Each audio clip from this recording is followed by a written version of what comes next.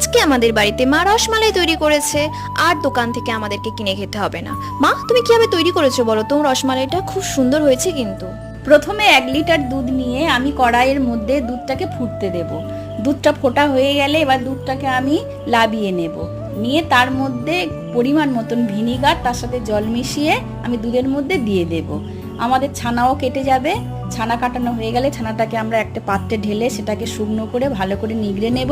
তার মধ্যে একটু কর্নফ্লাওয়ার দিয়ে মিশ্রণটিকে ভালো করে মিজে মিষ্টির আকারে শেপ দেব। এবার মিষ্টি হয়ে গেলে আমরা এবার একটি পাত্রে 2 বাটি চিনি দেব, একটু পরিমাণ মতো জল দেব, দিয়ে ফুটতে দেব। ফোটান্ত জলে আমরা সেই মিষ্টিগুলোকে দিয়ে দেব, মিষ্টিগুলো ফুটতে থাকবে। এবারে আমরা অন্য পাত্রে 1 প্যাকেট দুধ নিয়ে তার মধ্যে একটু এলাচ দিয়ে তার মধ্যে চিনি দিয়ে ভালো করে জাল দিয়ে নেব। এবার মিষ্টিটাকে আমরা সেই জাল দেওয়া দুধের মধ্যে দিয়ে দেব। আমাদের রসমালাই রেডি।